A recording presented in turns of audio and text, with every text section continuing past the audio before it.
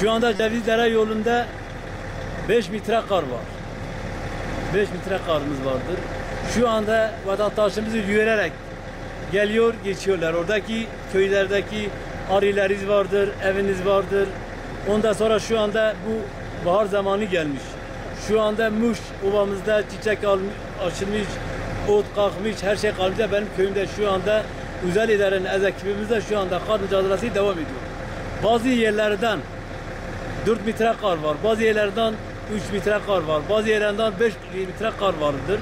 Bir aydır bu Cevizdere köy yollarında çalışmaktayız.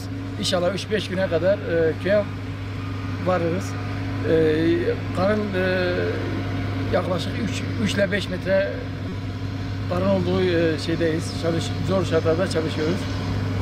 İnşallah 3-5 güne kadar Cevizler'e ulaşırız. Tabii ki zorlanıyoruz.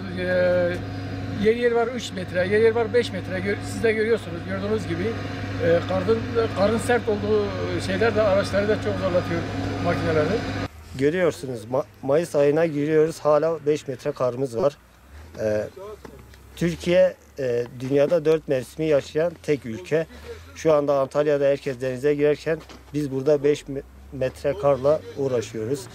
Buranın baharı çok daha güzel. Haziran, Temmuz aylarında burası daha yeni baharı yaşıyor. Çok güzel çiçek, börtü, böcek. Herkesi bekleriz buraya. Ben bir fotoğrafçıyım. Şu anda buraya fotoğraf çekmek amacıyla geldim.